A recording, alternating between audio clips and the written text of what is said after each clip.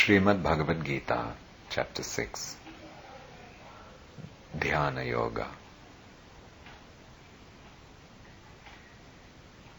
The Supreme Personality of Godhead said, "One who is unattached to the fruits of his work and who works as he is obligated is in the renounced order of life, and he is the true mystic, not he who lights no fire and performs no duty."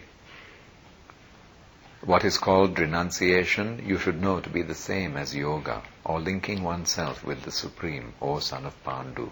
For one can never become a yogi unless he renounces the desire for sense gratification. For one who is a neophyte in the eightfold yoga system, work is said to be the means, and for one who is already elevated in yoga, cessation of all material activities is said to be the means.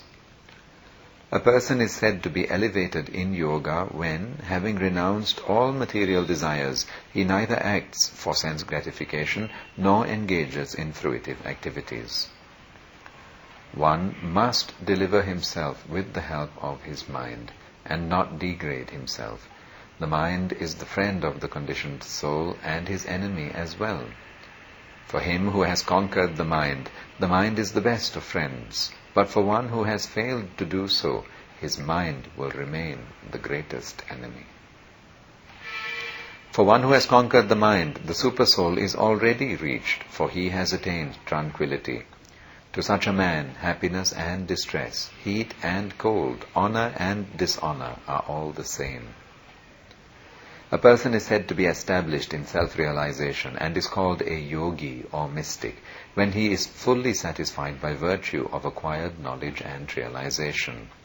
Such a person is situated in transcendence and is self-controlled. He sees everything, whether it be pebbles, stones or gold, as the same.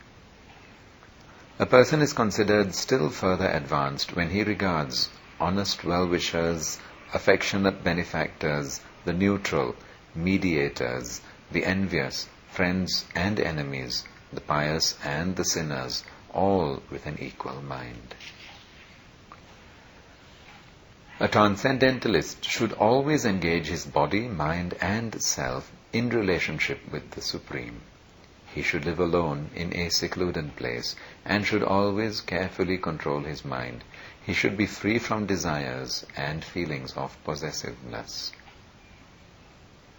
To practice yoga, one should go to a secluded place and should lay kusha grass on the ground and then cover it with a deer skin and a soft cloth. The seat should be neither too high nor too low and should be situated in a sacred place. The yogi should then sit on it very firmly and practice yoga to purify the heart by controlling his mind, senses and activities and fixing the mind on one point. One should hold one's body, neck and head erect in a straight line and stare steadily at the tip of the nose. Thus, with an unagitated, subdued mind, devoid of fear, completely free from sex life, one should meditate upon me within the heart and make me the ultimate goal of life. Thus, practicing constant control of the body, mind and activities, the mystic transcendentalist, his mind regulated, attains to the kingdom of God, or the abode of Krishna, by cessation of material existence.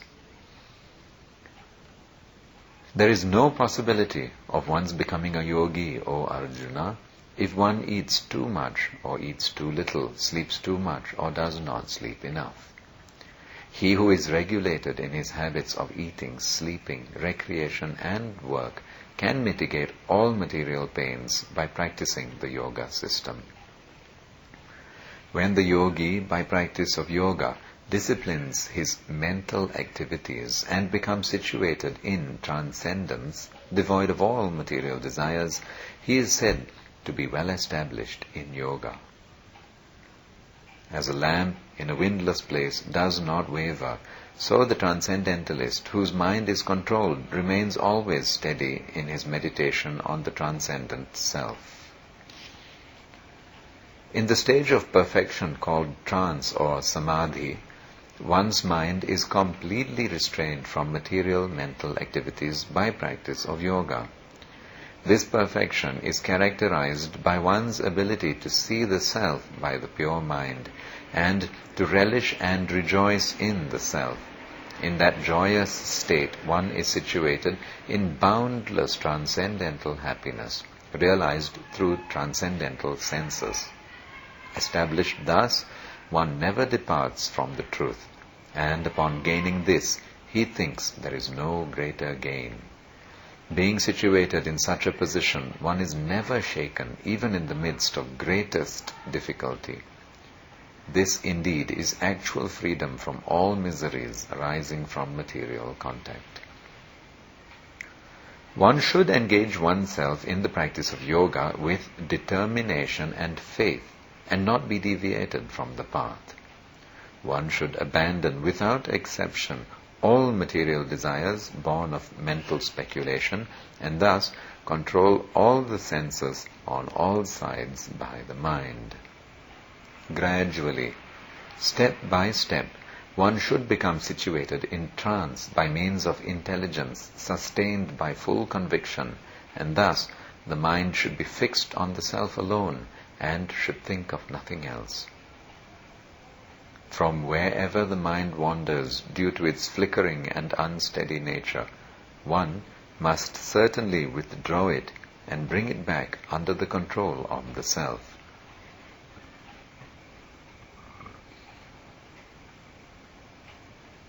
The yogi whose mind is fixed on me verily attains the highest perfection of transcendental happiness. He is beyond the mode of passion. He realizes his qualitative identity with the Supreme, and thus he is freed from all reactions to past deeds. Thus the self-controlled yogi, constantly engaged in yoga practice, becomes free from all material contamination and achieves the highest stage of perfect happiness in transcendental loving service to the Lord. A true yogi observes me in all beings and also sees every being in me. Indeed, the self-realized person sees me, the same Supreme Lord, everywhere. For one who sees me everywhere and sees everything in me, I am never lost, nor is he ever lost to me. Such a yogi who engages in the worshipful service of the Supersoul, knowing that I and the Supersoul are one, remains always in me in all circumstances. He is a perfect yogi who, by comparison to his own self, sees the true equality of all beings in both their happiness and their distress, O Arjuna.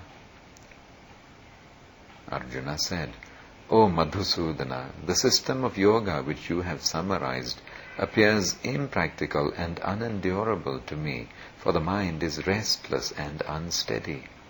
For the mind is restless, turbulent, obstinate, and very strong, O Krishna, and to subdue it, I think, is more difficult than controlling the wind. Lord Shri Krishna said, O mighty armed son of Kunti, it is undoubtedly very difficult to curb the restless mind, but it is possible by suitable practice and by detachment. For one whose mind is unbridled, self-realization is difficult work.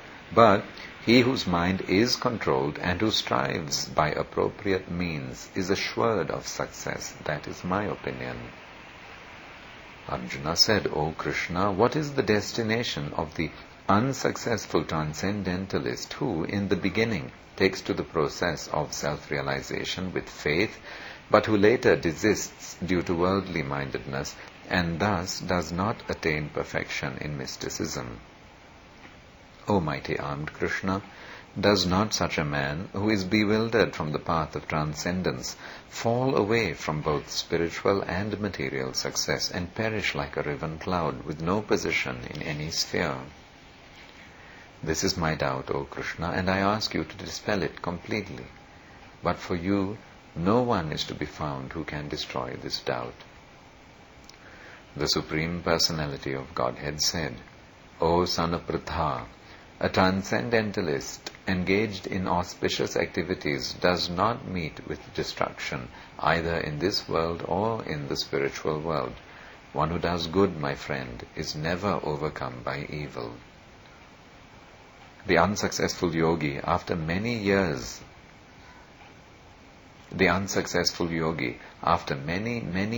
of enjoyment on the planets of the pious living entities, is born into a family of righteous people or into a family of rich aristocracy. Or, if unsuccessful after long practice of yoga, he takes his birth in a family of transcendentalists who are surely great in wisdom. Certainly, such a birth is rare in this world. On taking such a birth, he revives the divine consciousness of his previous life, and he again tries to make further progress in order to achieve complete success, O son of Kuru.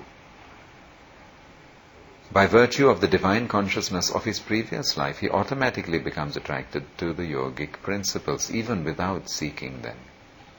Such an inquisitive transcendentalist stands always above the ritualistic principles of the scriptures.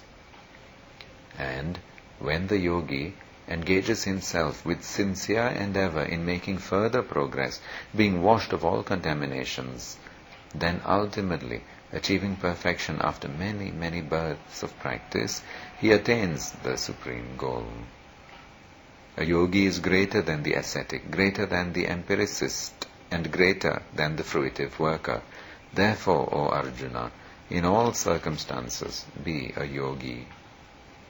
And of all yogis, the one with great faith who always abides in me, thinks of me within himself, and renders transcendental loving service to me, he is the most intimately united with me in yoga and is the greatest of all.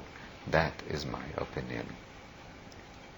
Thus ends Atma Samyama Yoga, the 6th chapter of the perfect Upanishad and beautiful Yoga Shastra, Srimad Bhagavad Gita, which was spoken by Lord Shri Krishna himself to Arjuna, and which is found in the Bhishma Parva section of the great epic, the Mahabharata, which was composed by the great sage Vyasadeva in 100,000 verses.